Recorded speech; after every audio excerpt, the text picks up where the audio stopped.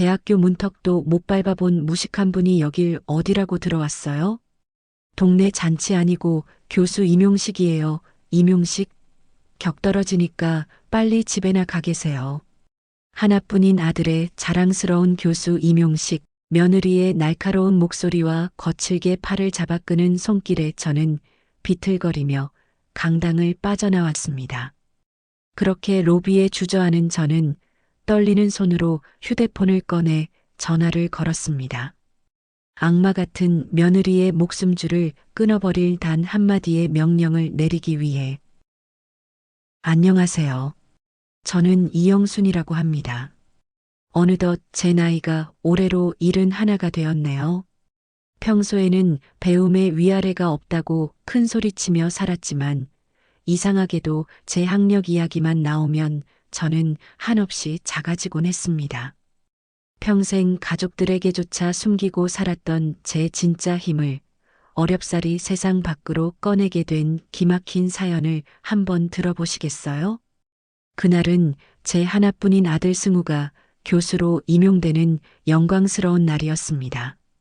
저는 새벽부터 일어나 옷장을 샅샅이 뒤져 가장 단정하게 다려둔 검은색 투피스를 꺼내 입고 거울 앞에 서서 몇 번이고 옷매무새를 다듬었지요. 손에 꽉 쥐어진 초대장이 구겨질까봐 조심하며 몇 번이나 확인하고 또 확인했습니다. 떨리는 마음으로 도착한 대학교 강당은 입구부터 눈이 부시게 화려했습니다. 반듯한 정장 차림의 사람들이 삼삼오오 모여 대화를 나누고 있더군요. 저는 혹시라도 누가 볼세라 고개를 숙이고 최대한 눈에 띄지 않게 조용히 안으로 들어갔습니다. 맨 뒷좌석 구석진 자리에 겨우 몸을 숨기고 가방을 무릎 위에 단정히 올려놓았어요. 무대 위에는 화려한 조명이 쏟아지고 있었는데 곧 저 높은 단상 위에 제 아들이 선다고 생각하니 가슴이 벅차올랐습니다. 우리 승우가 저 자리에 서기까지 얼마나 피나는 노력을 했는지 엄마인 저는 누구보다 잘 아니까요. 밤새워 논문을 쓰느라 책상에 엎드려 쪽잠을 자던 아들의 등이 눈에 선하게 그려졌습니다. 어머님, 아니 여기서 뭐하고 계세요? 갑자기 등 뒤에서 날카로운 목소리가 들려 화들짝 놀랐습니다. 뒤돌아보니 며느리 도연이가 또각또각 구두 소리를 내며 저를 향해 걸어오고 있었어요. 새하얀 원피스에 알 굵은 진주 목걸이를 걸친 도연이, 목소리는 밝았지만 눈빛은 싸늘하게 식어 전혀 웃고 있지 않았죠. 잠시 후 제 옆에 온 도연이는 제 귓가에 바짝 얼굴을 들이밀며 나직하게 속삭였습니다. 어머님, 여기가 어디라고 오신 거예요? 동네 잔치도 아니고 교수 임용식이에요. 임용식? 대학교 문턱도 못 넘으신 분이 여길 어디라고 오셨어요? 순간 누군가에게 뺨을 맞은 듯 얼굴이 화끈거렸습니다. 주변 사람들이 웅성거리며 저희 쪽을 힐끔힐끔 쳐다보는 시선이 따갑게 느껴졌어요. 도연이가 한심하다는 표정으로 다시 입을 열었습니다. 제발 눈치 좀 챙기세요. 여기 있는 분들이 다 누군지 아세요?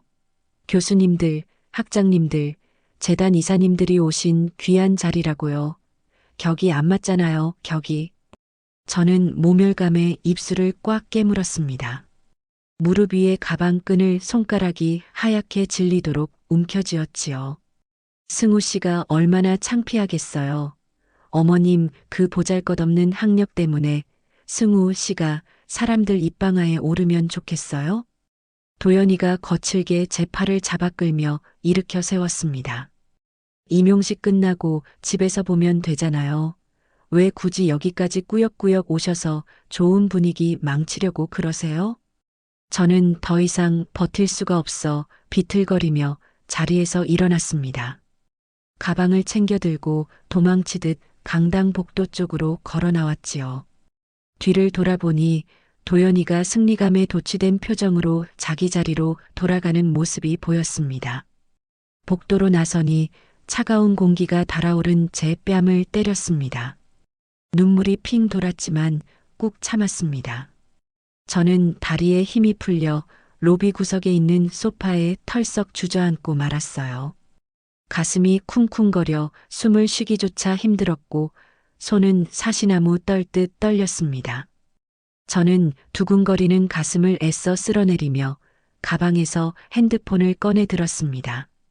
더 이상은 참을 수도 참아서도 안 된다는 생각이 들었거든요. 평생을 숨겨왔던 제 힘을 이제는 제대로 써야 할 때가 온 것 같았습니다. 아들의 성공을 위해 그림자처럼 뒤에서만 지켜봤던 제가 이제는 전면에 나서야 했어요. 저는 떨리는 손가락으로 전화기 화면을 켜고 박 총장의 이름을 찾아 눌렀습니다. 신호음이 딱 2번 울리고 바로 전화가 연결됐습니다. 네, 여보세요, 이사장님? 수화기 너머로 박 총장의 다급한 목소리가 들렸습니다. 저는 떨리는 숨을 깊이 들이마시고 차분하게 입을 열었어요. 총장님, 접니다. 지금 김승우 교수 임용 절차에 아주 중대한 하자가 발견됐어요. 당장 임용장 수여를 보류하세요. 전화기 너머로 박 총장이 당황해서 말을 더듬는 소리가 생생하게 들렸습니다. 예, 지금 말씀이십니까? 하지만 이사장님, 식이 이미 진행 중인데요. 갑자기 멈추면 파장이. 지금 당장이라고 했습니다. 제 말 안 들리세요? 임용장 수여 순서를 건너뛰고 식을 마무리하세요. 자세한 내용은 나중에 설명할 테니까 시키는 대로 해요. 제 목소리는 서리발처럼 차갑고 단호했습니다. 20년 동안 재단의 최대 후원자로 군림해온 제 말을 총장인 그가 거역할 수는 없었을 겁니다. 알겠습니다. 이사장님 뜻대로 바로 조치하겠습니다. 전화를 끊고 굳게 닫힌 강당 문을 바라봤습니다. 잠시 후 강당 안에서 웅성거리는 소리가 파도처럼 커지더니 사회자의 당황한 목소리가 마이크를 통해 흘러나왔습니다. 잠시 안내 말씀드리겠습니다. 죄송합니다만 학교 내부 사정으로 인해 김승우 교수님의 임용장 수여는 잠시 보류되었습니다. 다음 순서로 넘어가겠습니다. 강당 안이 벌집을 쑤신 듯 술렁거렸습니다. 저는 소파에서 일어나 강당 문틈으로 안을 살짝 들여다보았지요. 단상 앞에 서 있던 승우가 믿기지 않는다는 듯 굳은 표정으로 석상처럼 멈춰 서 있었습니다. 그리고 도연이가 자리에서 벌떡 일어나 이리저리 방방 뛰며 행정실 직원들에게 삿대질을 하며 고함을 지르는 모습이 보였어요. 이게 무슨 일이에요? 왜 갑자기 보류냐고요? 말도 안 돼. 도연이의 날카로운 목소리가 강당 안을 쩌렁쩌렁 울렸습니다. 하지만 아무도 대답해주지 않았지요. 저는 문에서 물러나 로비를 가로질러 당당하게 건물 밖으로 나갔습니다. 주차장으로 걸어가면서 핸드폰을 꺼내 다시 한번 화면을 켰습니다. 아직 해야 할 일이 그리고 갚아줘야 할 빚이 많이 남아 있었으니까요. 그날 밤 11시쯤 되었을까요? 현관문이 부서져라 쾅 하고 열리는 굉음에 저는 거실 소파에서 화들짝 놀라 벌떡 일어났습니다. 엄마. 승우가 문을 박차고 들어오는데 얼굴이 불그락푸르락한 게 금방이라도 터질 것 같았어요. 뒤따라 도연이가 또각또각 하이힐 소리를 내며 들어오더니 저를 위아래로 훑어보며 싸늘하게 노려보더군요. 엄마, 도대체 오늘 식장에서 무슨 짓을 한 거야? 제정신이야? 승우가 저한테 삿대질을 하며 고래고래 소리를 질렀습니다. 착하기만 하던 제 아들이 저한테 이렇게 핏대를 세우며 화를 낸 건 태어나서 처음이었어요. 승우야, 일단 진정하고 내 말 좀 들어봐라. 진정? 지금 진정하라고 했어? 내 인생이 송두리째 망가졌는데 어떻게 진정을 해? 내가 저 자리에 가려고 얼마나 기를 썼는데 엄마가 다 망쳤잖아.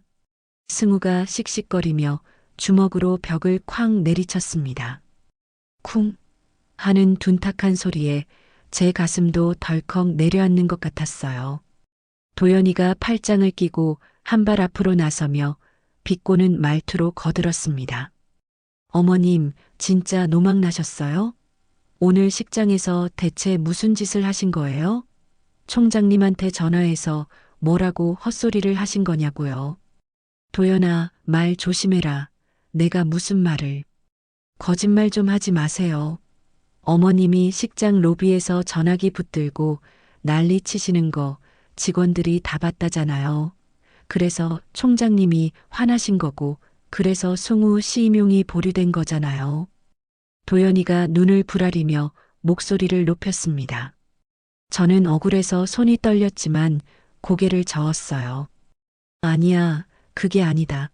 네가 생각하는 그런 게. 그게 아니긴 뭐가 아니에요. 행정실 직원들이 다 봤다니까요. 어머님이 복도 구석에서 누구한테 전화하셨잖아요. 누구예요? 혹시 총장실에 직접 전화해서 항의라도 하신 거예요? 아니면 재단에 꼬장이라도 부리셨어요? 승우가 저를 잡아먹을 듯이 똑바로 쳐다보며 따졌습니다. 엄마, 솔직히 말해. 진짜야? 엄마가 학교에 전화해서 깽판 친 거야? 저는 입술을 꽉 깨물었습니다.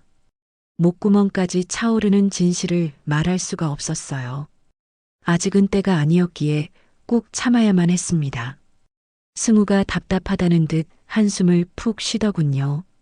엄마가 꿀 먹은 벙어리처럼 대답 안 하는 거 보니까 진짜네, 진짜야. 엄마, 도대체 왜 그런 거야?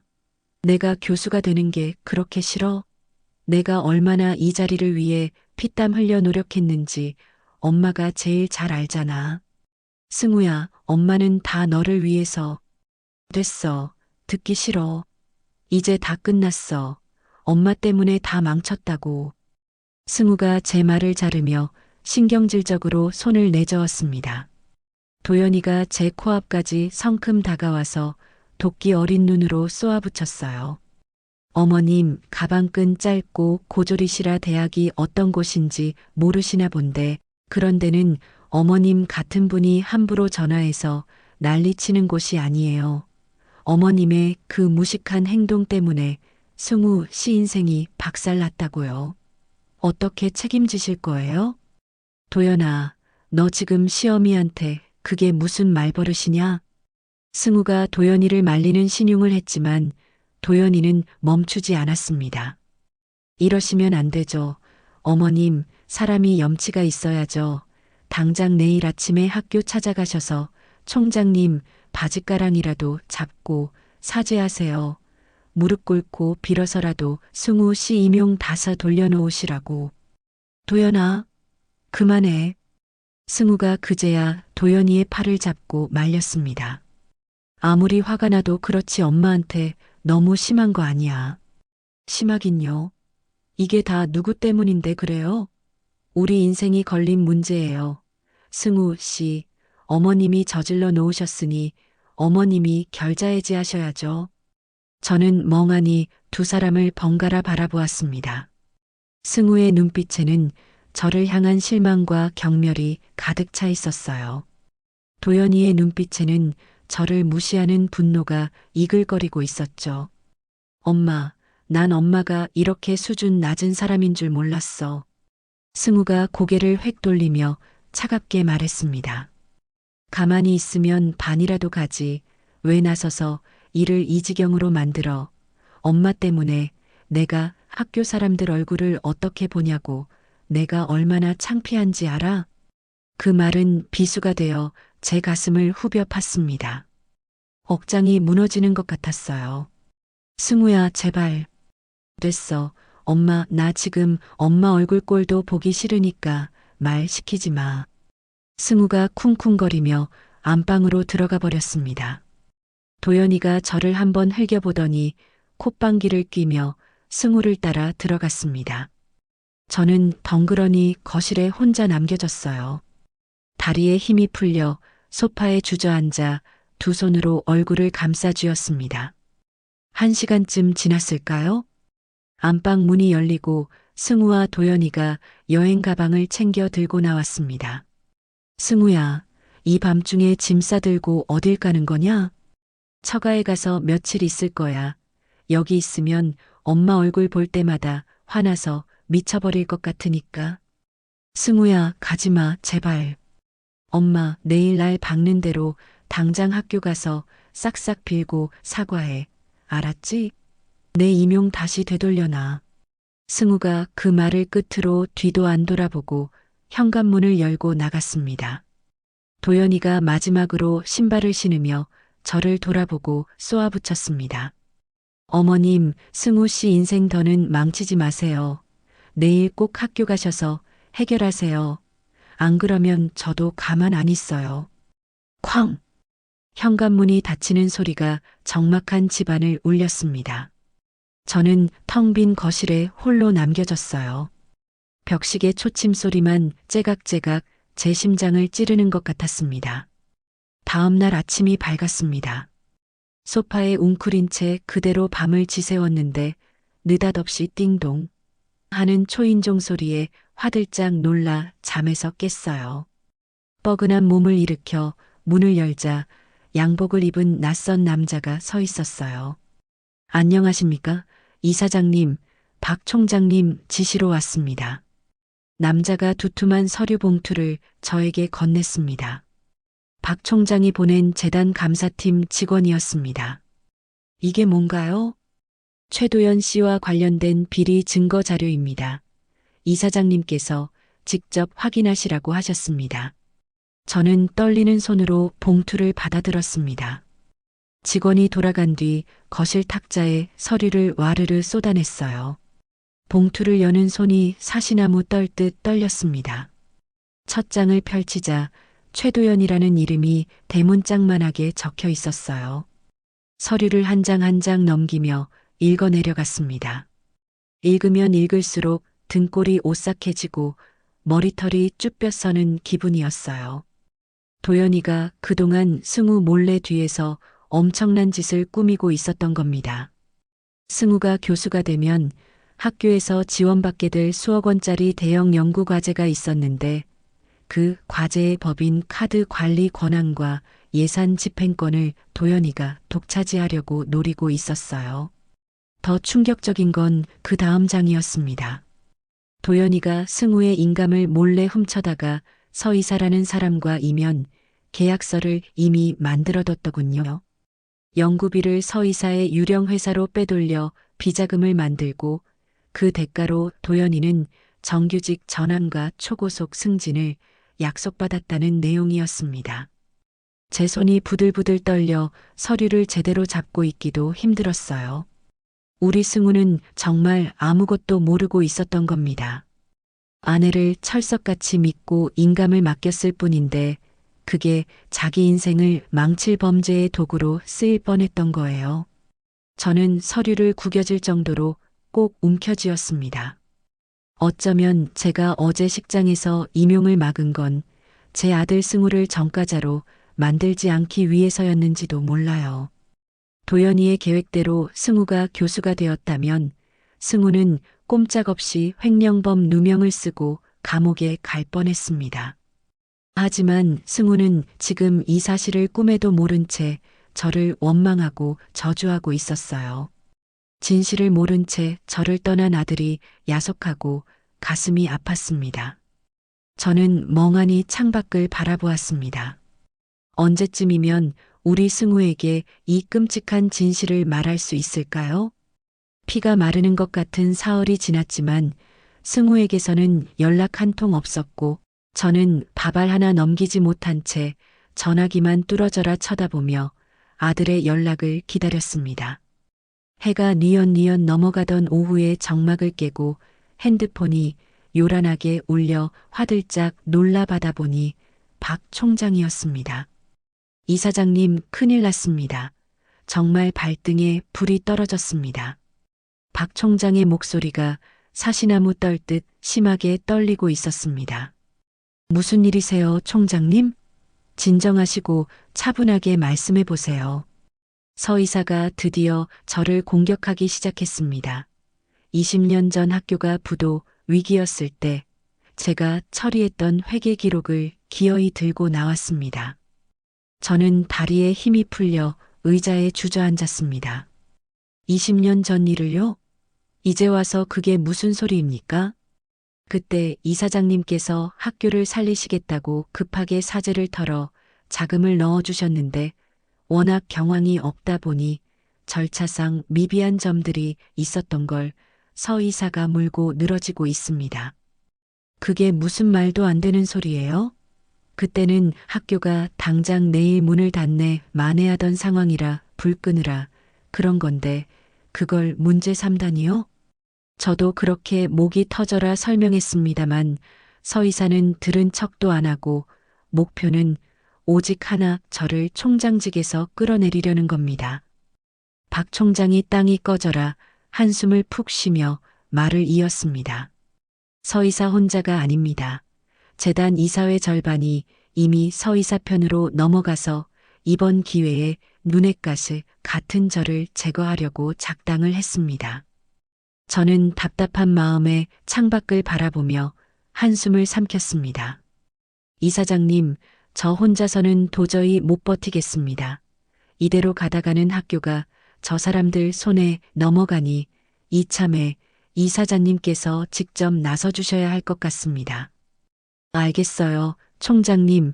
제가 어떻게든 방법을 찾아볼 테니 조금만 버텨주세요. 전화를 끊고 저는 탁자에 어지럽게 널려있는 도연이와 서 이사의 계약서를 다시 펼쳐들었는데 며느리 도연이의 욕심에서 시작된 작은 불씨가 이제는 재단 전체를 집어삼킬 거대한 불길이 되어버린 것 같았습니다. 그날 밤이 깊었을 때 식탁 위 핸드폰이 또다시 울려 확인해 보니 이번에는 저장되지 않은 낯선 번호였습니다. 여보세요. 엄마. 아들 승우였습니다.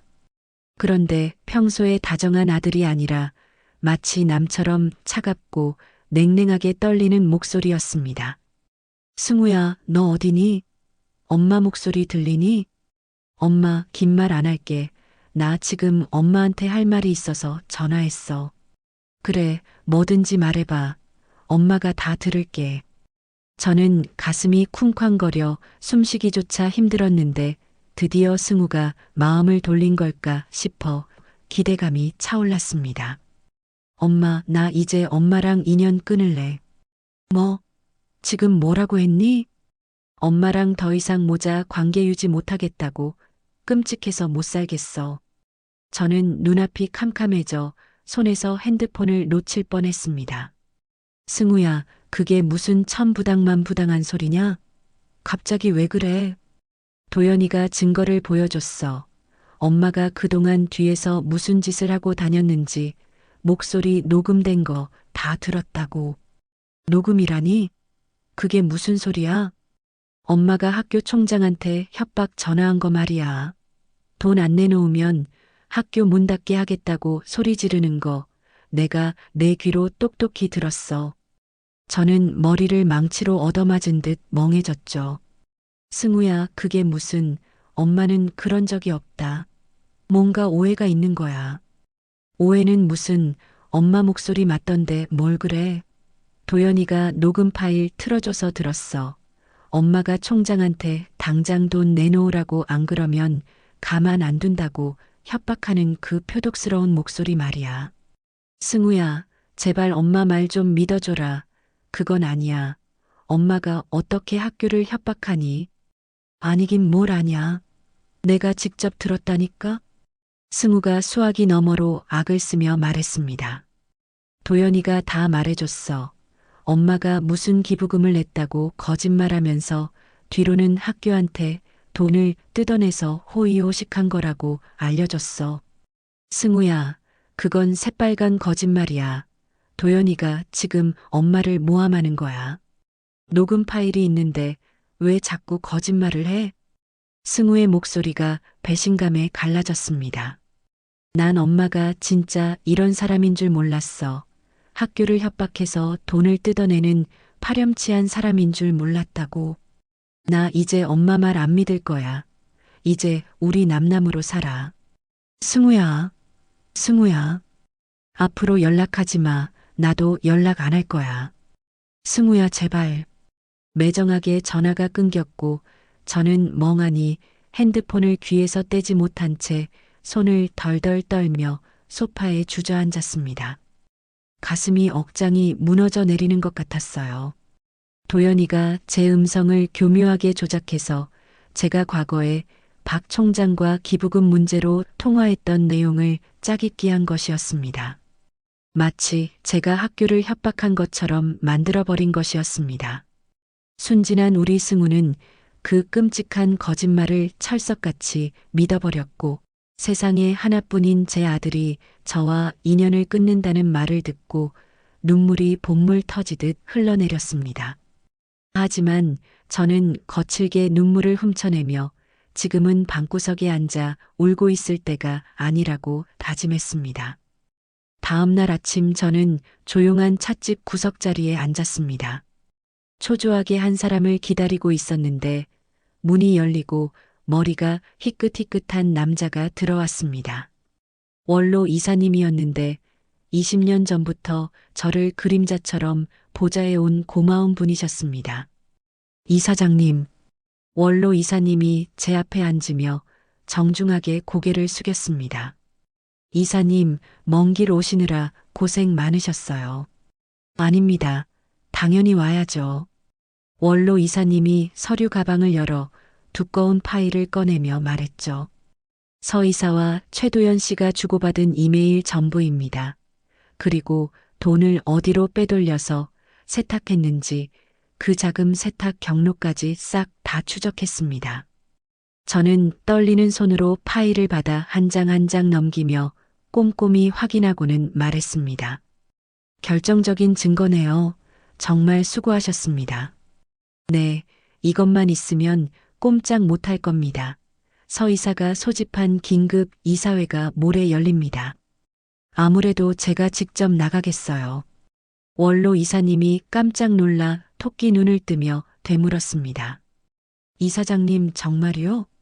그 사람들이 무슨 짓을 할지 모르는데 위험할 수도 있습니다.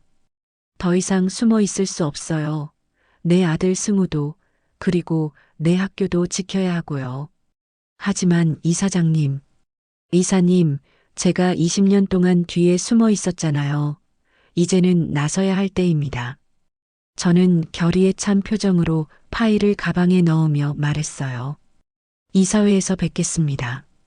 원로 이사님이 걱정스러운 눈빛으로 저를 바라봤지만 저는 뒤도 돌아보지 않고 자리에서 일어났습니다. 다음 날 새벽 안방 옷장을 열고 깊숙한 곳을 뒤져 먼지가 뽀얗게 앉은 낡은 상자 하나를 꺼냈습니다. 상자 안에는 20년 전 제가 학교를 인수할 때 입었던 정장이 고스란히 들어 있었죠.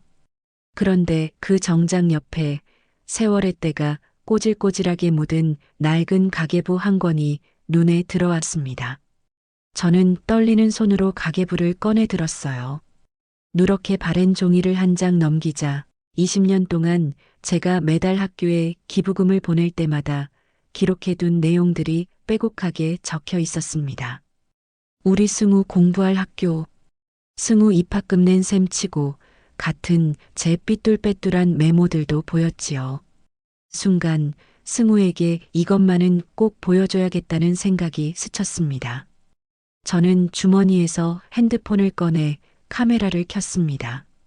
손이 덜덜 떨려 초점을 맞추기도 힘들었지만 이를 악물고 가계부를 한 장 한 장 사진으로 찍기 시작했습니다. 첫 장부터 마지막 장까지 제 20년의 진심을 담아 찍었습니다. 그리고 메일 앱을 열어 승우의 주소를 입력했어요. 제목 칸에 떨리는 손가락으로 한 글자씩 적어 내려갔습니다. 승우야, 엄마 말 좀 들어줘. 방금 찍은 가계부 사진들을 전부 첨부하고 전송 버튼 위에 손가락을 올렸습니다.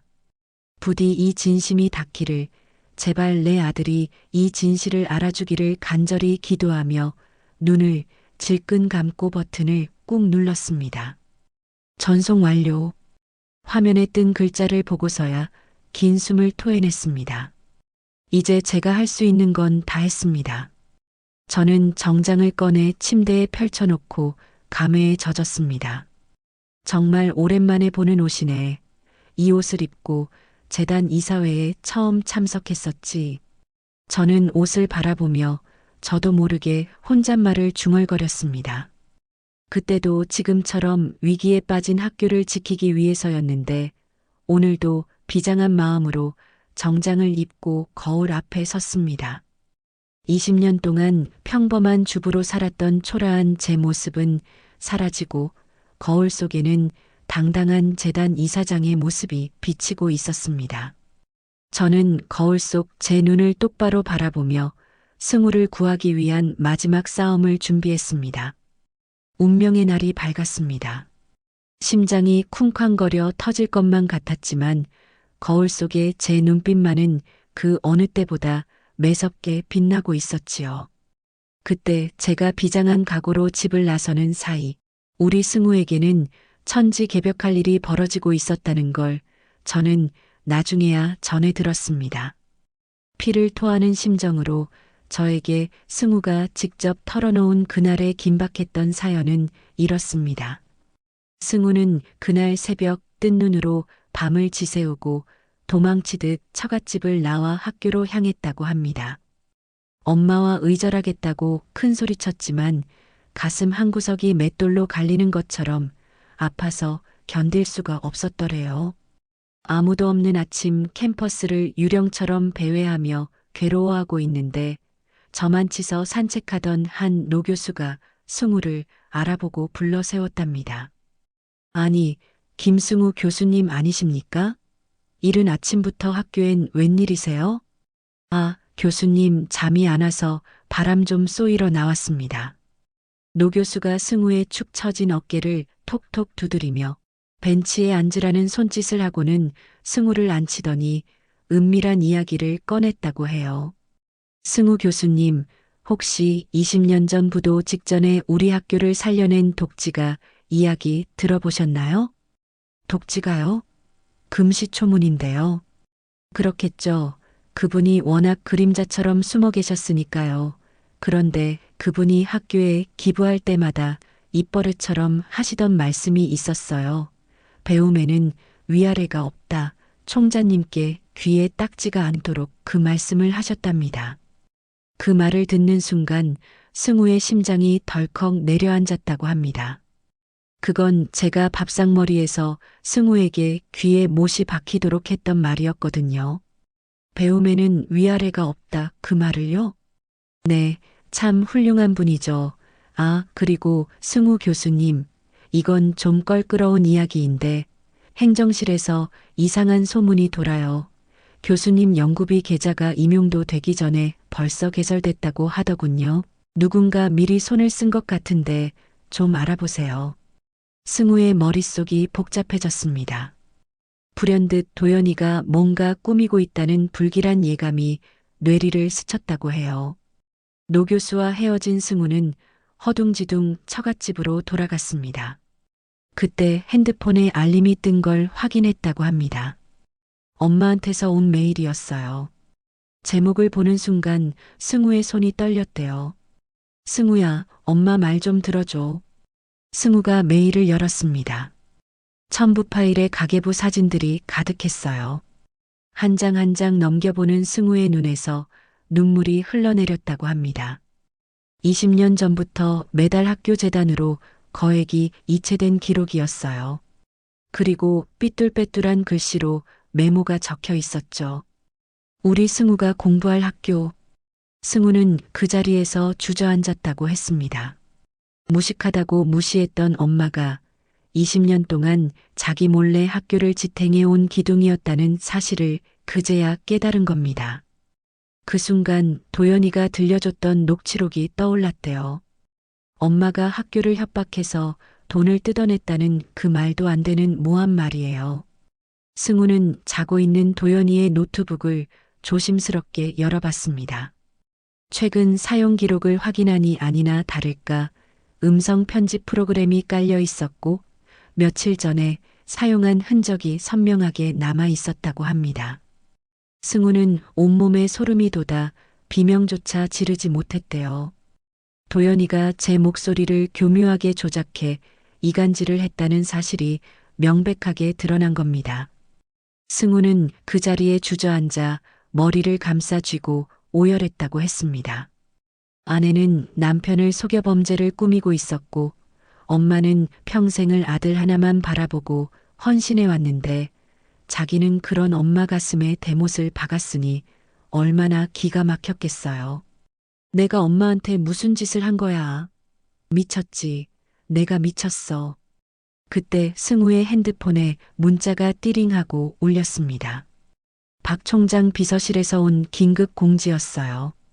긴급 이사회 개최. 오늘 오전 10시. 승우는 직감했대요.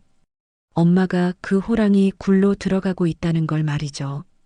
승우는 미친 사람처럼 차를 몰고 학교로 질주했다고 합니다. 하지만 저는 그 시각 이미 학교 복도에 도착해 있었습니다. 굳게 닫힌 이사회 회의실 문 앞에 서서 가쁘게 숨을 고르고 있었지요. 옆에 서 계시던 원로 이사님이 비장한 표정으로 물으셨습니다. 이사장님, 마음의 준비는 되셨습니까? 네, 이사님 갑시다. 저는 결연하게 고개를 끄덕였습니다. 회의실 안에서는 이미 살벌한 전쟁이 시작되고 있었어요. 문틈으로 안을 살짝 들여다보니 서 이사가 단상에 서서 핏대를 세우며 고함을 지르고 있었습니다. 박 총장의 20년 전 회계 처리는 명백한 직무유기이자 횡령입니다. 당장 총장 해임안을 상정합니다. 이사들이 웅성거리는 사이 참고인석에는 도연이가 얌전한 고양이처럼 앉아 눈물을 훔치는 척 연기를 하고 있더군요. 박 총장님은 죄인처럼 고개를 푹 숙이고 계셨고요. 자, 이제 증인 최도연 씨를 불러 박 총장의 비리에 대한 증언을 듣겠습니다. 서 이사가 도연이를 가리키자 도연이가 기다렸다는 듯이 자리에서 일어났습니다. 마이크를 잡고 입을 열려는 바로 그 순간이었습니다. 저는 더 이상 지체하지 않고 회의실 양쪽 문을 쾅 소리가 나도록 활짝 밀어젖히고 들어갔습니다. 천둥 같은 소리에 회의실 안의 모든 시선이 저에게로 쏠렸지요. 저를 본 도연이의 눈이 튀어나올 듯 커졌습니다. 어머님? 아니 여기가 어디라고 함부로 들어오세요? 노망 나셨어요? 도연이가 기겁을 하며 소리쳤습니다. 하지만 저는 도연이에게는 눈길 한 번 주지 않고 회의실 중앙 통로를 가로질러 뚜벅뚜벅 걸어 들어갔습니다. 정면에 놓인 가장 높은 상석, 바로 이사장 자리를 향해서 말이지요. 당황한 서 이사가 벌떡 일어나 삿대질을 해댔습니다. 누구요, 당신? 미쳤어? 여긴 이사회 회의장이요. 경비원, 당장 이 여자 끌어내. 서 이사가 고래고래 소리를 지르며 경비원을 부르려던 찰나였습니다. 원로 이사님이 제 앞으로 나서며 우렁찬 목소리로 외치셨습니다. 서 이사, 경비원을 부를 필요 없습니다. 예의를 갖추십시오. 원로 이사님의 서슬 퍼런 호통 소리가 회의실을 쩌렁쩌렁 울렸습니다.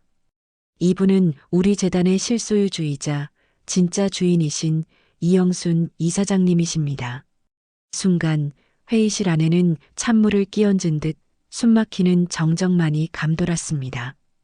회의실 안에 있는 모든 이사들의 시선이 제 얼굴에 꽂히는 게 느껴졌는데 공기가 물먹은 솜처럼 무겁게 가라앉아 숨쉬기조차 힘들었습니다. 마이크를 제 앞으로 쓱 당겼습니다. 비록 탁자 아래 놓인 제 손은 사시나무처럼 떨리고 있었지만 목소리만큼은 바위처럼 단단하게 만들려고 애를 썼습니다. 안녕하십니까? 여러분, 저는 이영순이라고 합니다. 저는 천천히 고개를 돌려 회의실에 앉은 사람들을 하나하나 눈에 담았습니다.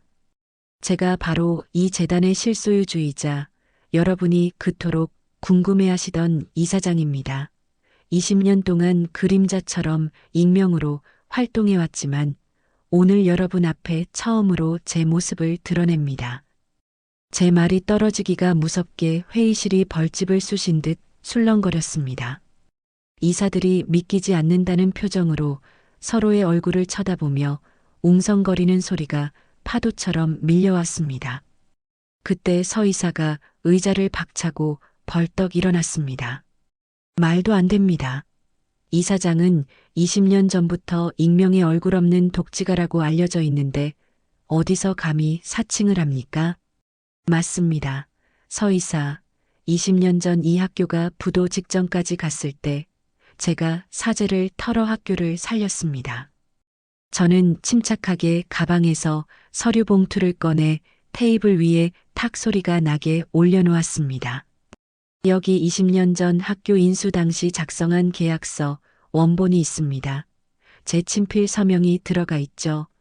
그리고 지금까지 매달 꼬박꼬박 재단에 보낸 기부금 이체 내역도 여기 다 있습니다.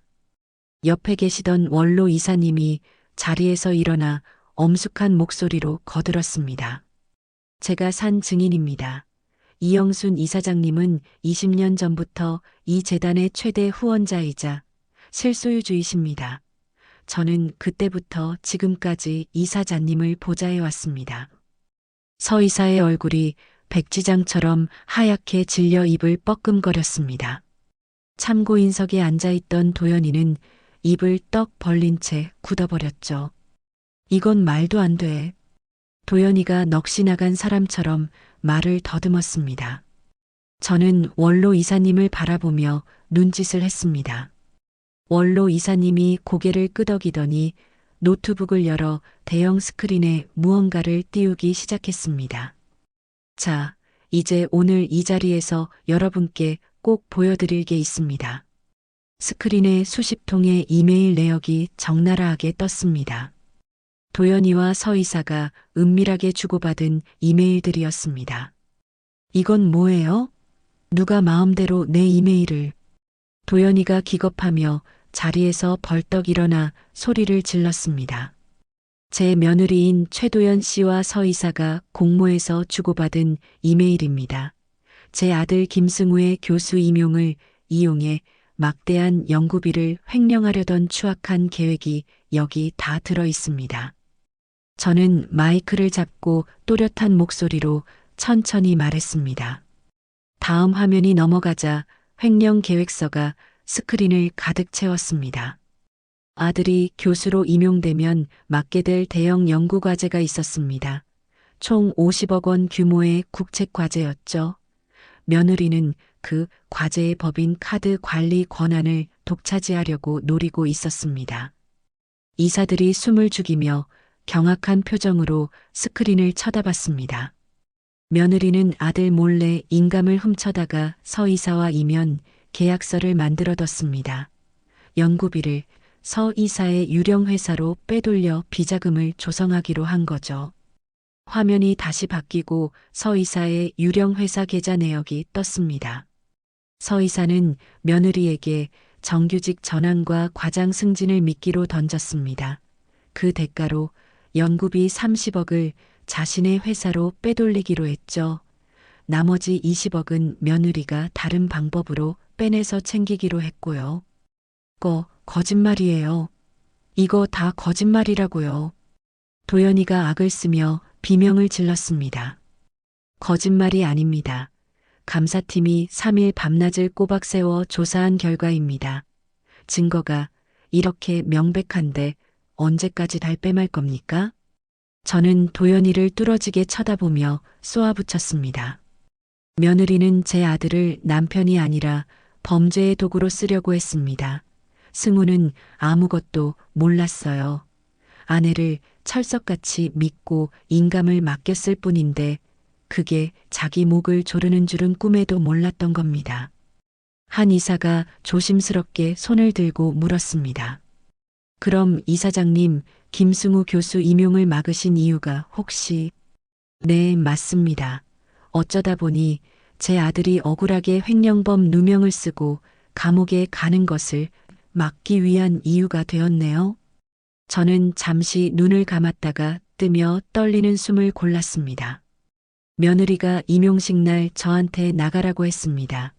고졸인 제가 그 자리에 있으면 격이 떨어진다며 문전박대를 했죠. 회의실 안에는 숨소리조차 들리지 않을 만큼 정적이 흘렀습니다. 하지만 며느리는 몰랐어요. 제가 20년 동안 그 학교를 지켜온 주인이라는 거요. 제가 비록 배움이 짧은 고졸이지만 학교를 사랑하는 마음만큼은 누구보다 크고 깊었다는 거요.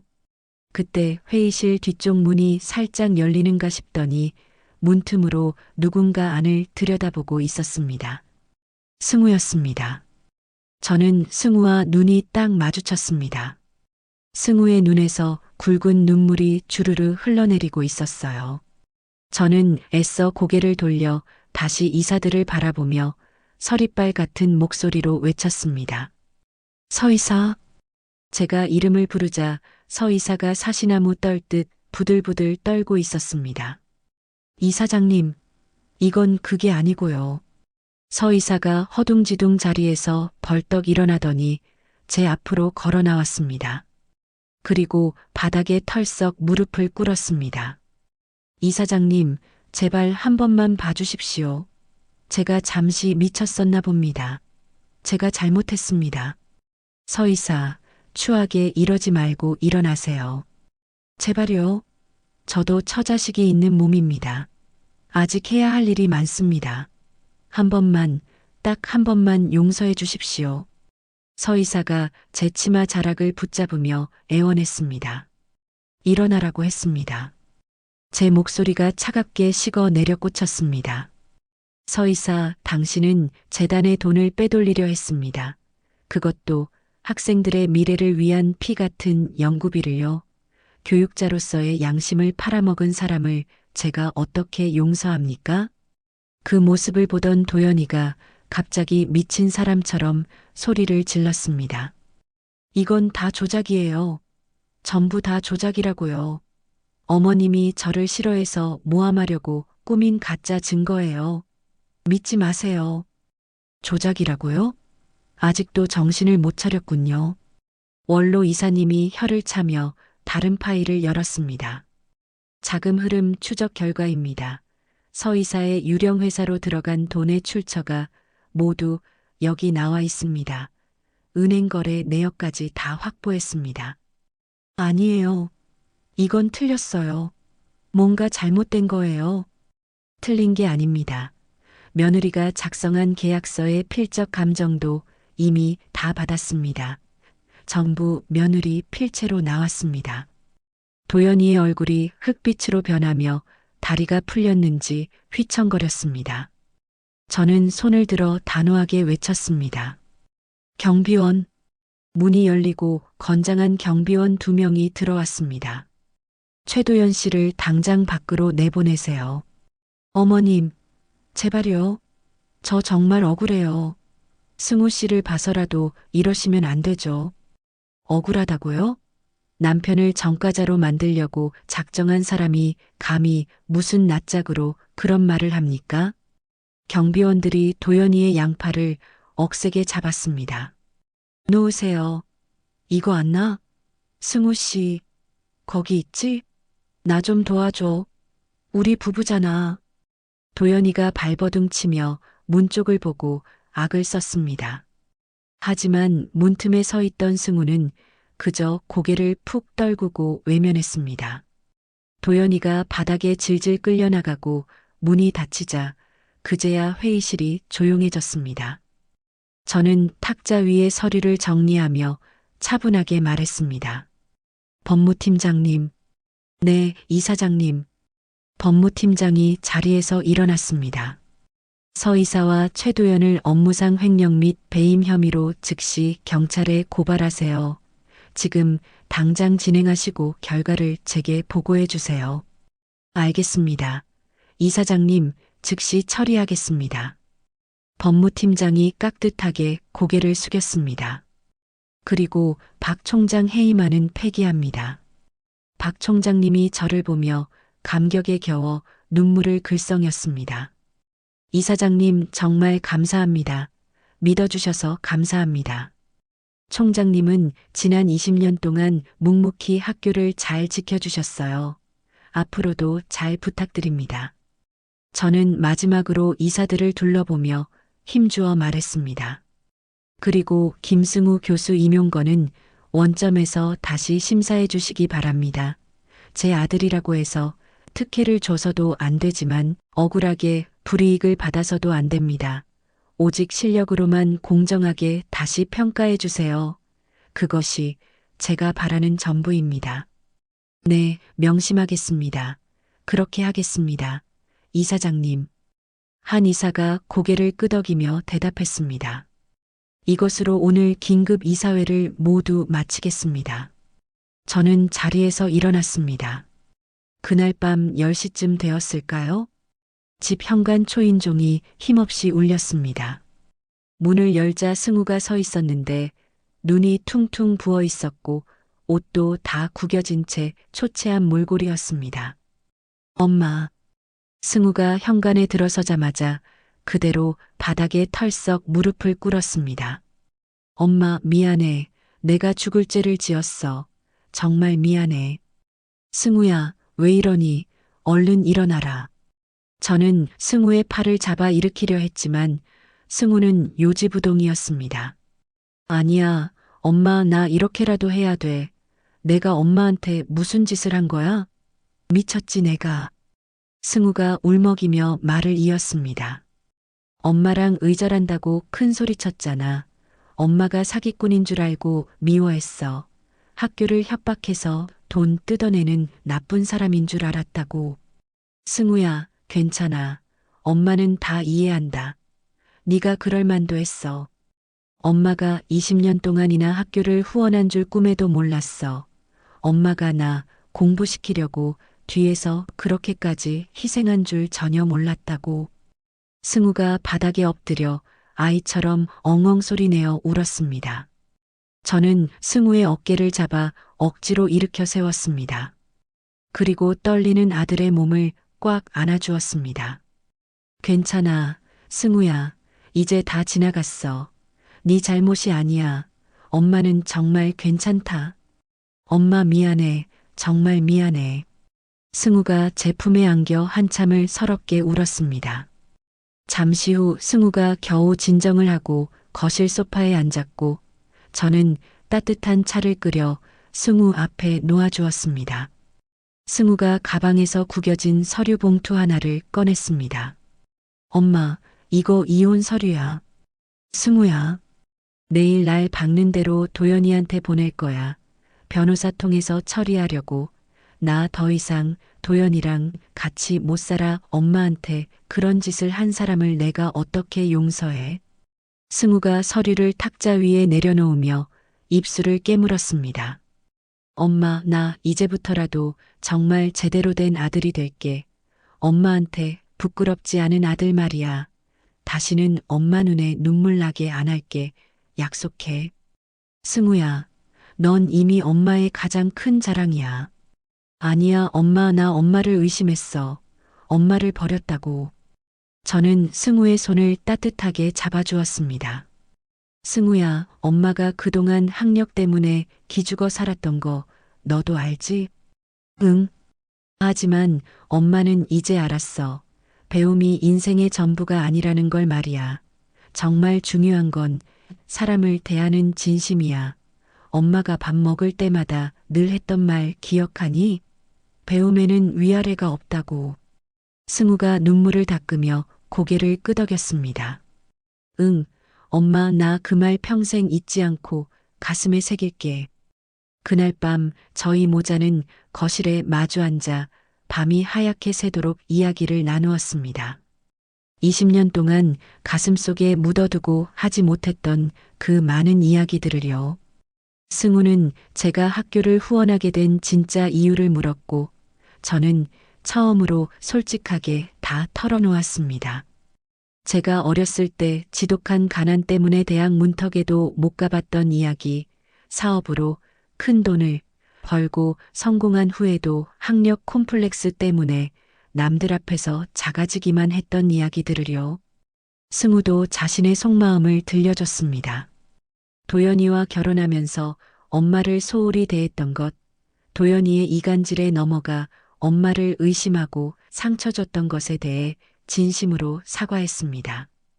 창밖이 푸르스름하게 밝아올 때쯤에야 저희는 긴 대화를 마쳤습니다. 학력도, 돈도, 체면도 이제는 아무것도 중요하지 않았습니다. 저희는 그저 세상에 둘도 없는 엄마와 아들로 돌아가 서로의 진심을 마주하고 있었습니다. 일주일이라는 시간이 화살처럼 빠르게 지나갔습니다.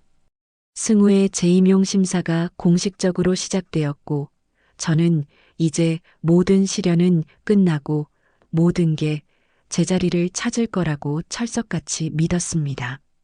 하지만 세상은 그리 호락호락하지 않다는 걸 뼈저리게 깨닫는 데는 그리 오랜 시간이 걸리지 않았습니다. 그날 아침 박 총장님한테서 다급한 전화가 걸려왔습니다. 이사장님, 큰일 났습니다. 지금 당장 학교 커뮤니티를 좀 보셔야겠습니다.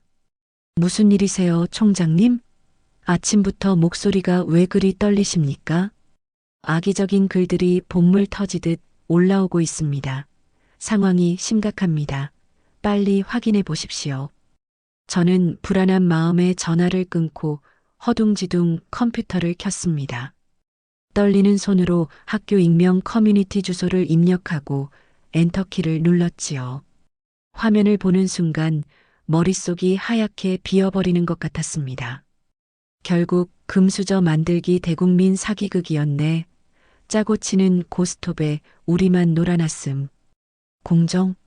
갯불 뜯어먹는 소리 하네.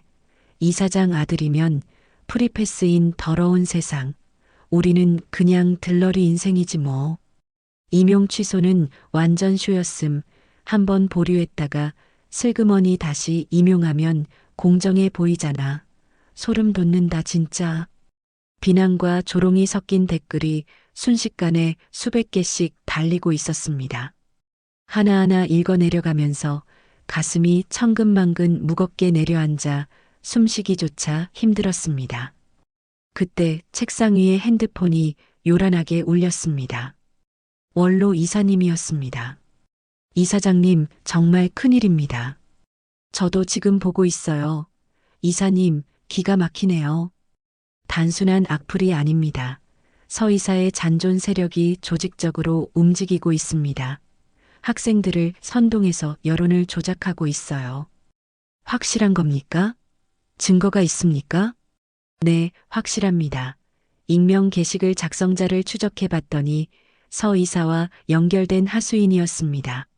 IP 주소를 확인했는데 전부 같은 PC방에서 접속하고 있어요. 저는 분노를 참지 못하고 책상을 쾅 소리가 나게 내리쳤습니다. 그리고 이사장님, 더 나쁜 소식이 있습니다. 마음 단단히 잡수십시오. 뭔데요?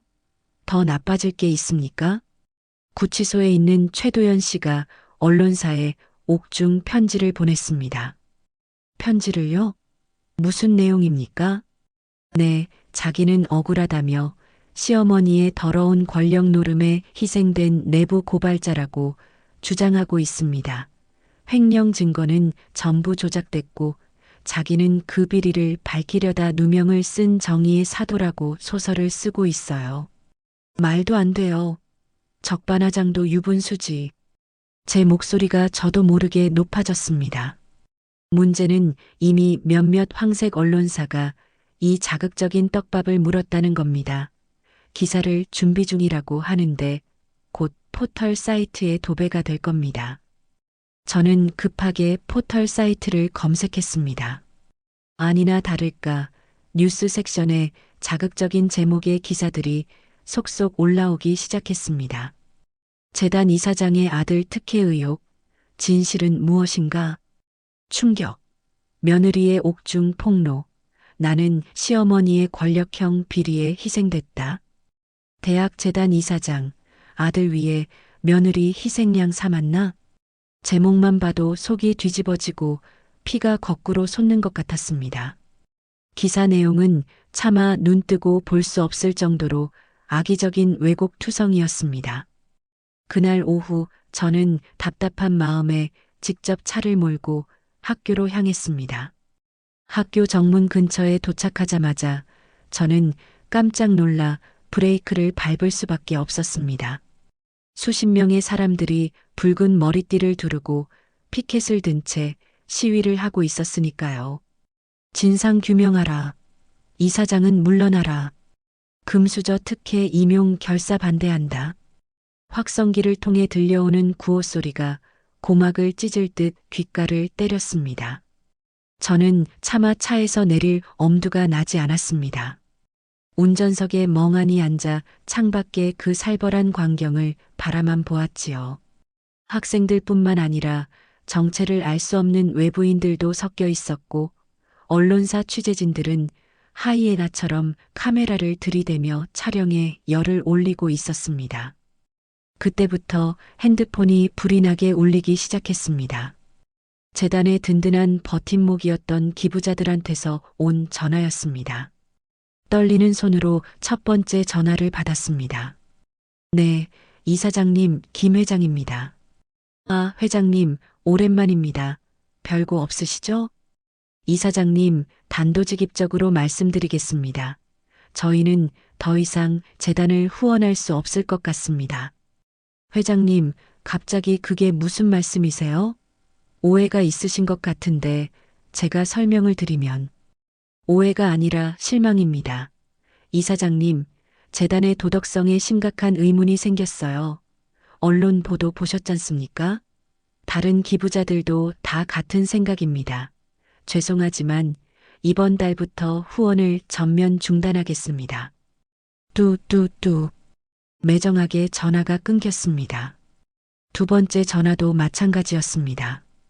이사장님, 저희 회사도 후원을 전면 재검토해야 할 것 같습니다. 사내 게시판에서도 난리도 아닙니다. 임직원들 사이에서 재단 이미지가 너무 안 좋습니다. 세 번째, 네 번째 전화도 다를 게 없었습니다. 하나같이 약속이나 한 듯 후원 중단을 통보해 왔습니다. 저는 힘없이 핸드폰을 무릎 위에 내려놓았습니다. 눈을 감자 칠흑 같은 어둠이 밀려왔습니다. 그날 저녁 긴급 이사회가 또다시 소집되었습니다. 저는 무거운 발걸음으로 회의실에 들어갔습니다. 이사들의 표정은 마치 초상집에 온 사람들처럼 침통하고 심각했습니다. 제가 자리에 앉자마자 한 이사가 기다렸다는 듯 입을 열었습니다. 이사장님, 도대체 이 사태를 어떻게 수습하실 겁니까? 학교 이미지가 바닥을 뚫고 지하까지 떨어지고 있습니다. 조금만 시간을 주십시오. 진실은 반드시 밝혀질 겁니다. 시간이 없습니다. 이사장님, 지금 당장이 급하다고요. 다른 이사가 책상을 쾅 치며 소리쳤습니다. 기부자들이 줄줄이 등을 돌리고 있어요. 이대로 가면 재단 재정이 파탄납니다. 내년 예산을 어떻게 짭니까? 학교 문 닫게 생겼어요. 그 틈을 타 서이사 편에 섰던 다른 이사가 은밀하게 제안을 했습니다. 사태를 진정시킬 한 가지 방법이 있습니다. 무슨 방법입니까? 지푸라기라도 잡는 심정으로 제가 물었습니다. 김승우 교수 임용을 영구히 배제한다고 선언하십시오. 그렇게 하면 성난 여론이 가라앉을 겁니다. 그건 절대 안 됩니다. 제가 단호하게 잘라 말했습니다. 승우는 아무 잘못이 없어요. 억울한 누명을 쓴 겁니다. 정당하게 실력으로 평가받아야 합니다. 이사장님, 지금 그런 한가한 원칙 따질 때가 아닙니다. 재단이 통째로 무너지고 있다고요. 회의실 분위기가 금방이라도 주먹 다짐이 오갈 것처럼 험악해졌습니다. 그날 밤 승우가 초췌한 모습으로 집으로 찾아왔습니다. 얼굴이 반쪽이 되어 말이 아니었습니다. 엄마, 승우야, 무슨 일이냐? 얼굴이 왜 그 모양이야? 승우가 다리에 힘이 풀린 듯 소파에 털썩 주저앉았습니다. 엄마, 나 오늘 학교 갔다가 학생들한테 욕 엄청 먹었어. 지나가는데 계란도 맞을 뻔했어. 금수저, 특혜 교수 도둑놈 온갖 험한 말을 다 들었어. 세상에, 승우야 괜찮니? 엄마, 내가 학교에 남아있는 한 엄마 명예가 회복될 수 없을 것 같아. 나 때문에 엄마까지 욕먹는 거 못 보겠어.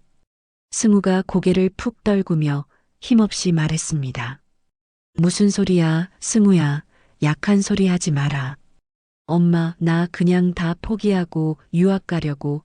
교수의 꿈은 여기서 접을게. 이러다간 엄마가 평생 일군 재단까지 다 망가질 것 같아. 승우야, 안 돼. 절대 안 돼. 네가 잘못한 게 없는데 왜 도망을 가? 그건 패배를 인정하는 거야. 포기가 아니야. 엄마 현실을 받아들이는 거야. 더 이상 버틸 힘이 없어. 저는 승우의 차가운 손을 꼭 잡았습니다. 승우야, 엄마는 너 믿는다. 우리 조금만 더. 그때 탁자 위에 올려둔 승우의 핸드폰이 징하고 울렸습니다. 승우가 무심코 핸드폰을 확인하더니 눈이 휘둥그레지며 입을 다물지 못했습니다. 엄마, 이거 좀 봐봐. 뭔데 그러니? 해외 학술지에서 메일이 왔어. 세상에, 내 논문이 올해의 혁신 연구상 수상작으로 선정됐대. 정말이야? 그게 사실이야? 저도 깜짝 놀라 승우의 핸드폰 화면을 들여다봤습니다. 영문으로 빼곡히 쓰인 메일이 와 있었습니다. 승우가 떨리는 목소리로 천천히 번역해 주었습니다.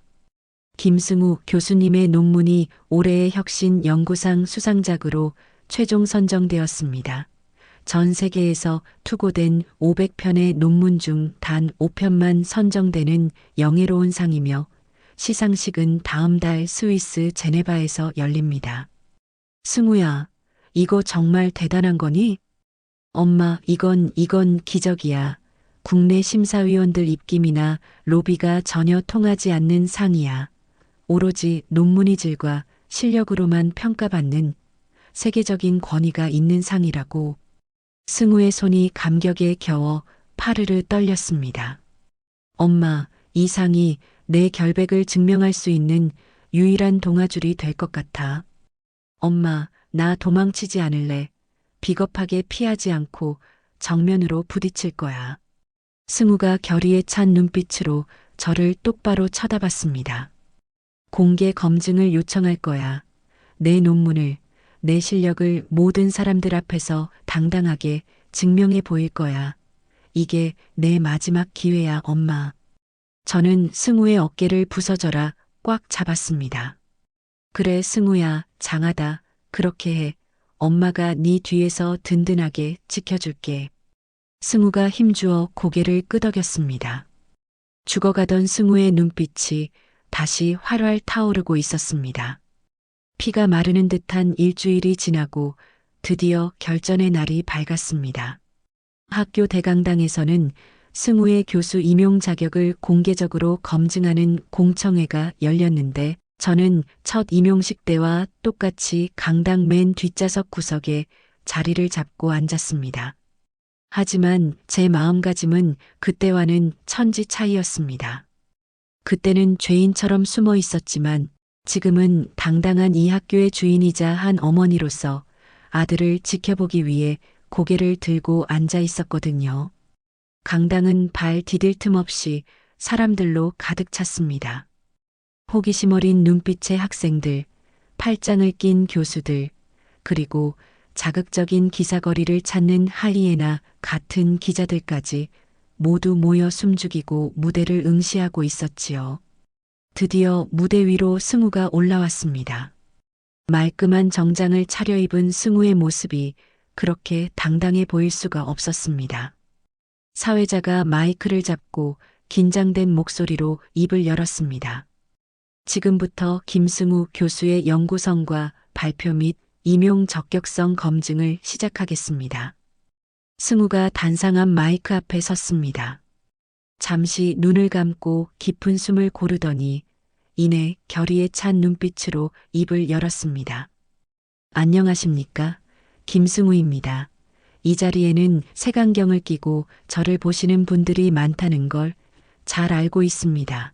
하지만 오늘만큼은 모든 편견을 내려놓고 오직 제 연구와 실력만 봐주십시오. 승우의 힘있는 목소리가 강당 구석구석을 쩌렁쩌렁 울렸습니다.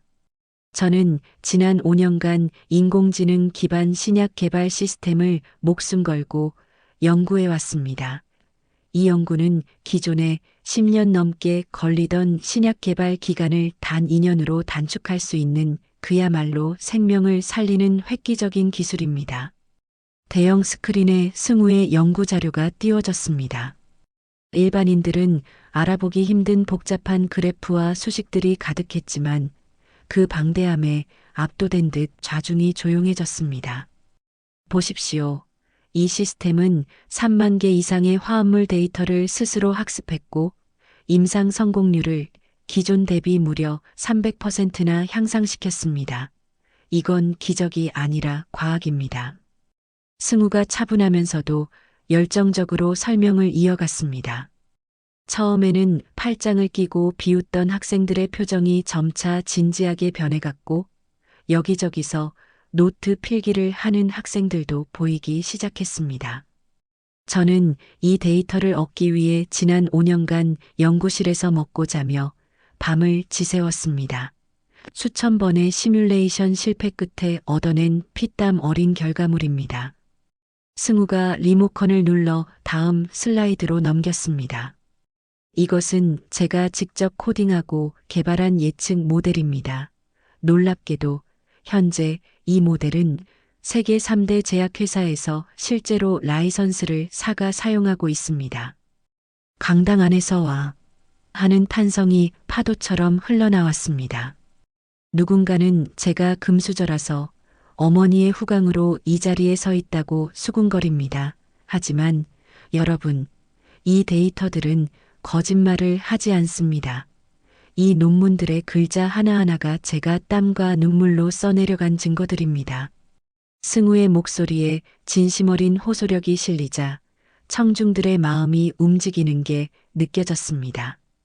1시간 동안 이어진 발표 내내 저는 숨조차 크게 쉬지 못하고 아들의 모습을 눈에 담으며 벅차오르는 가슴을 진정시켜야 했습니다. 발표가 거의 끝나갈 무렵 갑자기 예고도 없이 스크린에 화상 연결 화면이 켜졌습니다. 푸른 눈의 외국인 남자가 화면 가득 나타나자 장내가 술렁거렸습니다. 안녕하십니까? 저는 국제생명공학 학회 회장 제임스 윌슨입니다. 사회자가 깜짝 놀라 말을 더듬었습니다. 학 회장님? 아니 어떻게 불쑥 연결을. 김승우 교수의 발표를 실시간으로 듣고 있었습니다. 제가 직접 전하고 싶은 말이 있어서 신뢰를 무릅쓰고 연결했습니다. 강당이 찬물을 끼얹은 듯 숙연해졌습니다. 결론부터 말씀드리겠습니다. 김승우 교수의 논문은 만장일치로 올해의 혁신 연구상 수상작으로 선정되었습니다. 전 세계 500편의 논문 중 단 5편만 선정되는 학자로서 최고의 영예입니다. 학 회장이 화면 너머의 승우를 향해 엄지를 치켜 세웠습니다. 김 교수의 연구는 세계 학계를 뒤흔들 만한 엄청난 성과입니다. 이 기술이 상용화되면 앞으로 수많은 난치병 환자들의 생명을 살릴 것이라 확신합니다. 이런 인재를 둔 귀 대학이 부럽군요. 그 순간 누군가 시작한 박수 소리가 복물 터지듯 터져나왔습니다. 처음에는 몇 명이었지만 곧 강당 전체가 떠나갈 듯한 함성과 박수 소리로 가득 찼습니다. 저도 자리에서 벌떡 일어나 손바닥이 아플 정도로 박수를 쳤는데 주책맞게 눈물이 줄줄 흘러내렸지만 닦을 생각조차 하지 않았습니다. 승우가 감격에 겨운 표정으로 깊이 고개를 숙여 인사했습니다. 화상 연결이 끊기고 승우가 다시 마이크를 잡자 장내가 다시 조용해졌습니다. 감사합니다. 인정해 주셔서 정말 감사합니다.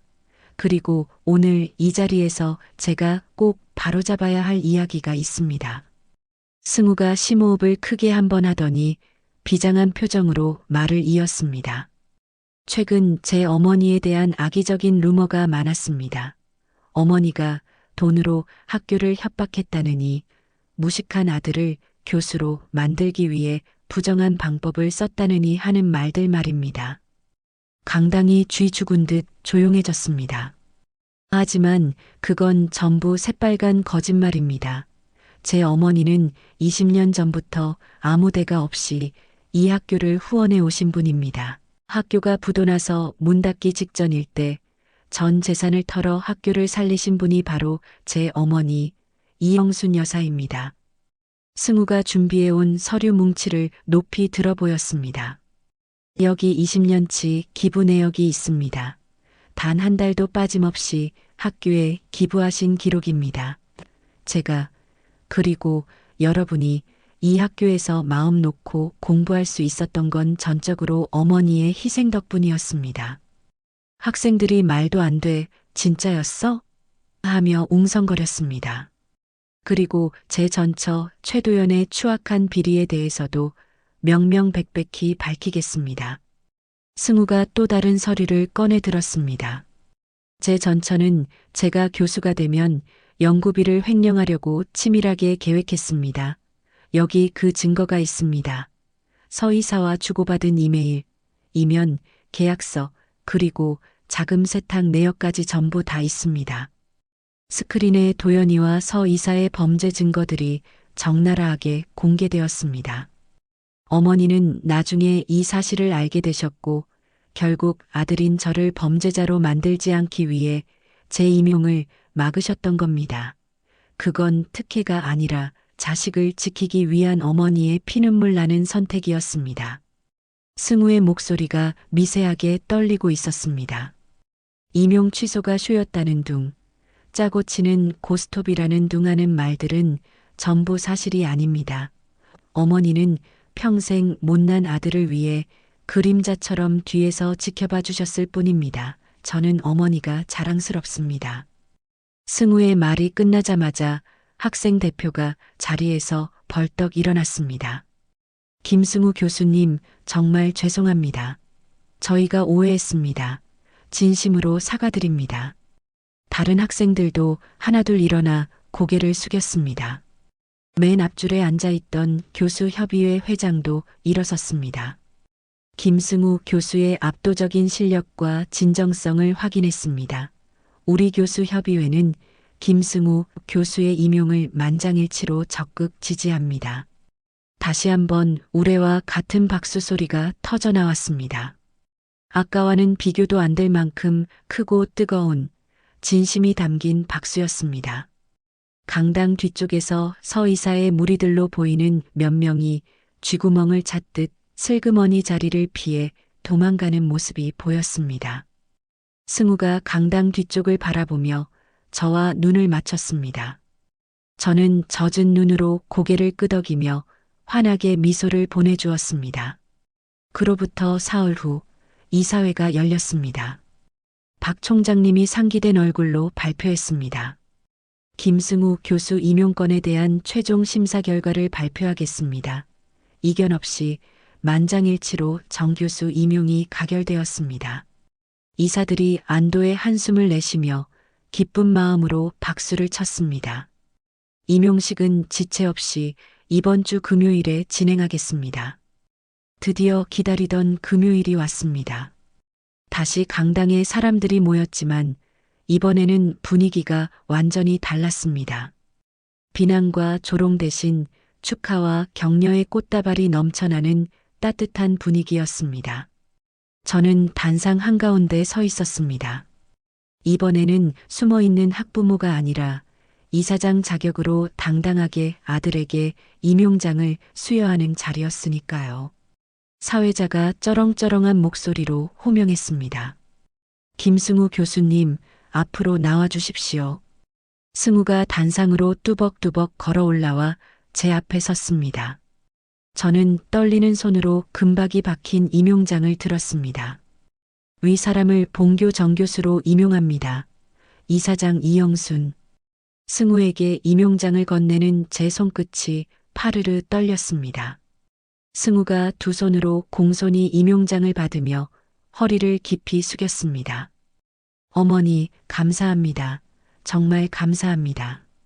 승우의 물기 어린 작은 목소리가 제 귓가에 들려왔습니다. 저는 승우의 손을 꽉 잡고 놓지 않았습니다. 그동안 꾹꾹 참아왔던 눈물이 본물 터지듯 주르르 흘러내렸고 승우의 눈시울도 붉게 물들었습니다. 강당을 가득 채운 사람들의 박수 소리가 축포처럼 울려 퍼졌습니다. 그 박수는 돈이나 권력이 아닌 오직 진실과 실력으로 이겨낸 승리에 대한 찬사였습니다. 저는 늠름한 교수가 된 승우를 바라보며 마음속으로 되뇌었습니다. 그래, 배움에는 정말 위아래가 없구나. 화려한 학력보다 더 중요한 건 사람을 대하는 진실한 마음이라는 것을, 그리고 이제는 더 이상 내 짧은 학력 때문에 기죽지 않아도 된다는 것을 뼈저리게 느꼈습니다. 어느덧 사계절이 한 바퀴를 돌아 1년이라는 시간이 훌쩍 지났습니다. 정말이지 말도 많고 탈도 많았던 폭풍 같은 1년이었지요. 저는 재단 운영을 신뢰할 수 있는 전문 경영인에게 전부 맡겼습니다. 이제 저는 뒤에서 묵묵히 지켜보는 든든한 후원자 역할만 하기로 마음먹었거든요. 그날 아침 저는 가벼운 발걸음으로 동네 도서관으로 향했습니다. 제 가방에는 두꺼운 전공 서적 대신 손때 묻은 노트와 펜 한 자루가 들어 있었어요. 어머니, 오셨어요? 오늘 날씨 참 좋죠? 도서관 사서가 저를 알아보고 살갑게 인사를 건넸습니다. 그러게 말이에요. 오늘 인문학 강의 있는 날이지? 늦을 뻔했네. 네, 3층 강의실에서 10시에 시작해요. 어서 올라가 보세요. 저는 계단을 한 칸 한 칸 올라 강의실 문을 열고 들어갔습니다. 이미 배움에 열정이 가득한 분들이 자리를 잡고 앉아 계시더군요. 이영순 선생님, 여기요. 여기 자리 맡아놨어. 같은 수업을 듣는 단짝 수강생이 옆자리를 팡팡 두드리며 불렀습니다. 아이고, 고마워요. 저는 자리에 앉아 노트를 펼치고 안경을 고쳐 썼습니다. 이제 더 이상 제 짧은 학력 때문에 기죽거나 숨지 않습니다. 배움에는 정말 위아래가 없다는 걸, 늦은 나이에 시작해도 충분하다는 걸 이제는 진심으로 믿게 되었으니까요. 강의가 시작되고 교수님이 철학에 대해 열변을 토하셨습니다. 저는 교수님의 농담 하나도 놓치지 않으려고 열심히 필기하며 귀를 기울였어요. 배운다는 것이, 새로운 것을 알아간다는 것이 이렇게 가슴 뛰고 즐거운 일인지 예전에는 미처 몰랐습니다. 오전 강의가 끝나고 뿌듯한 마음으로 집에 돌아왔습니다. 현관문을 열자마자 집 안가득 활기찬 목소리가 울려 퍼졌어요. 엄마, 나왔어. 승우였습니다. 어머, 승우야. 벌써 와 있었니? 오늘 학교 수업 없어? 오전 수업만 하고 바로 왔지. 엄마, 오늘 우리 등산 가기로 했잖아. 설마 까먹은 거야? 승우가 등산복을 말끔하게 차려입고 거실에 서 있었습니다. 아이고, 내 정신 좀 봐. 공부하느라 깜빡했네. 엄마가 얼른 옷 갈아입고 나올게. 잠깐만 기다려.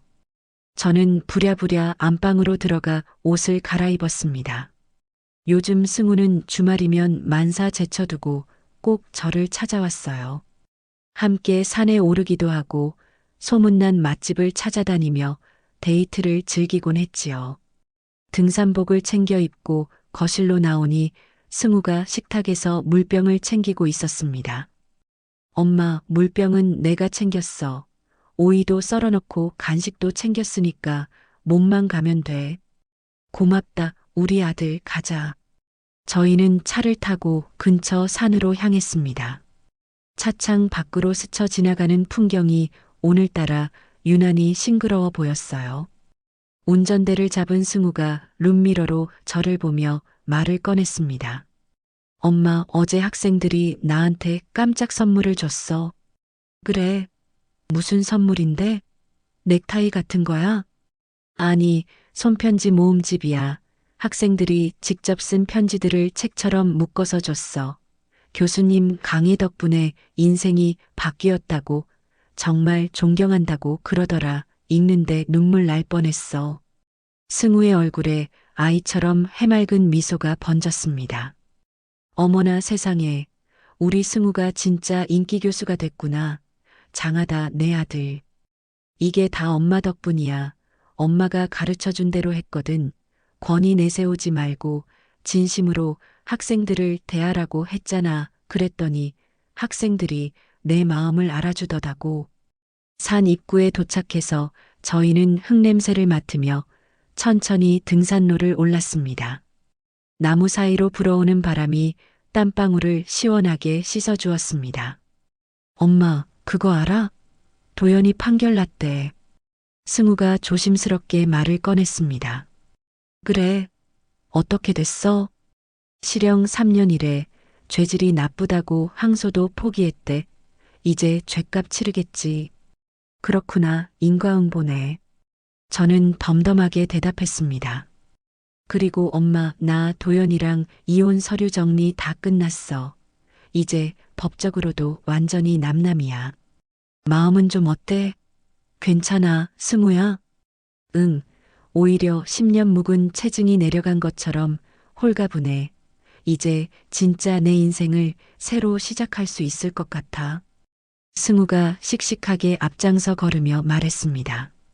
그 뒷모습이 예전보다 훨씬 단단해 보였어요. 정상에 도착했을 때쯤 해가 머리 위에서 따스하게 내리비추고 있었습니다. 저희는 널찍한 평상에 마주 앉아 도시락을 꺼냈습니다. 우와, 엄마. 이거 엄마표 김밥이네. 오늘 새벽에 일어나서 싼 거야?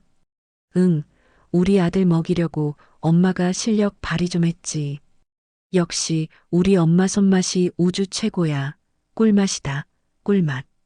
승우가 김밥을 입안 가득 넣고 볼이 터져라 오물거리며 웃었습니다. 저는 그 모습을 흐뭇하게 바라보며 생각했습니다. 지난 1년 동안 우리 모자에게 정말 많은 시련이 있었지만 이제는 모두 지나간 소나기 같아요.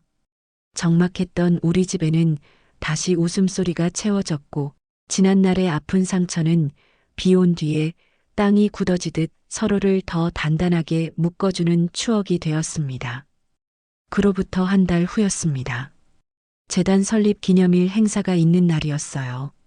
저는 승우와 함께 팔짱을 끼고 학교 교정을 거닐고 있었습니다. 가을 햇살이 은행나무 잎 위로 황금빛 가루처럼 쏟아지고 있었지요. 엄마, 저기 좀 봐. 승우가 손가락으로 건너편을 가리켰습니다. 새로 지은 웅장한 건물이 위용을 자랑하며 서 있었는데 건물 앞에 덮여있던 천이 막 걷히고 있었습니다. 그리고 그곳에는 크고 선명한 글씨로 현판이 걸려 있었어요. 김승우 교수 연구동.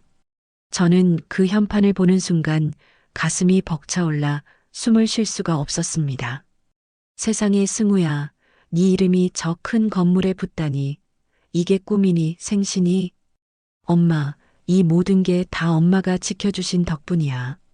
승우가 제 손을 꽉 잡으며 눈을 맞췄습니다.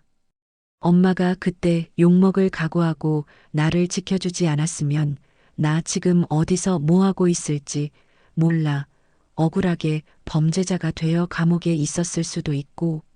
아니야, 승우야. 그런 소리 하지 마. 저는 승우의 옷깃을 여며주며 말했습니다.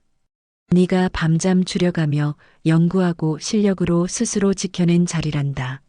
엄마는 그저 네가 넘어지지 않게 옆에서 지켜본 것뿐이야. 엄마, 승우야, 넌 엄마 도움 없이도, 아니 엄마보다 훨씬 훌륭하게 여기까지 온 거야. 네 실력으로 당당하게 증명한 거다고. 승우의 눈가에 그렁그렁 눈물이 맺혔습니다. 엄마 사랑해, 존경하고. 엄마도 사랑한다. 승우야, 세상에서 제일. 저희는 교정 벤치에 나란히 앉아 어깨를 기댔습니다. 캠퍼스의 푸른 나무들이 바람에 흔들리며 저희를 축복해주는 것 같았습니다. 엄마, 나 다음 학기에 신입생들 들어오면 엄마 이야기 해줘도 돼? 내 이야기? 무슨 이야기를 하려고? 배움에는 위아래가 없다는 이야기, 학력이 인생의 전부가 아니라는 이야기 말이야. 우리 엄마처럼 고졸이어도 학교를 살리고 세상을 바꿀 수 있다는 걸 아이들한테 꼭 말해주고 싶어. 저는 승우의 따뜻한 손을 꽉 잡았습니다. 그래, 그렇게 하렴. 부족한 엄마 이야기가 누군가에게 희망이 된다면 더 바랄 게 없겠구나. 엄마, 나 평생 엄마가 해준 그 말 잊지 않고 살게. 저희는 한참을 그렇게 말없이 앉아 있었습니다. 책을 든 학생들이 캠퍼스를 바쁘게 지나다니고 이름 모를 새들이 지저귀고 시원한 바람이 머리카락을 스치고 지나갔습니다. 저는 파란 하늘을 올려다보며 생각했습니다.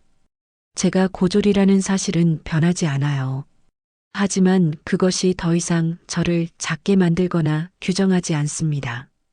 저는 위기에 빠진 학교를 살린 사람이고 사랑하는 아들을 지켜낸 강한 엄마이고 지금도 도서관에서 배우는 즐거움을 느끼는 행복한 사람입니다. 그것으로 충분하고 또 충분했습니다. 엄마, 우리 저녁 뭐 먹을까? 배고프지 않아? 승우가 배를 문지르며 물었습니다. 엄마가 해줄까? 우리 승우가 제일 좋아하는 보글보글 된장찌개 어때? 좋아. 엄마표 된장찌개가 세상에서 제일 맛있더라. 얼른 가자. 저희는 벤치에서 일어나 주차장을 향해 가벼운 발걸음을 옮겼습니다. 푸른 나무들 사이로 눈부신 햇살이 축복처럼 쏟아지고 있었습니다. 화려한 학벌보다 더 밝게 빛나는 우리의 당당한 내일이 그곳에 기다리고 있었지요. 손을 맞잡고 걸어가는 저희 모자의 뒷모습은 그 어느 때보다 행복하고 아름다워 보였습니다. 여러분, 여기까지 들어주셔서 정말 감사합니다. 저는 평생 학력 때문에 기죽어 살았어요. 하지만 이제는 알아요. 사람의 가치는 학력으로 정해지는 게 아니라는 걸요. 언제든 배우려는 마음만 있다면 누구나 성장할 수 있어요. 제가 승우를 지킬 수 있었던 건 돈이나 권력 때문이 아니었습니다. 아들을 향한 진심, 그것 하나로 버텨낸 거예요. 지금 이 이야기를 듣고 계신 분들 중에도 학력 때문에, 나이 때문에, 환경 때문에 주눅 들어 계신 분이 계실지 몰라요. 하지만 포기하지 마세요. 당신의 진심은 반드시 빛을 발할 겁니다. 이야기를 끝까지 들어주신 분이 계시다면 잘 들었다고 댓글 하나만 남겨주세요. 감사합니다.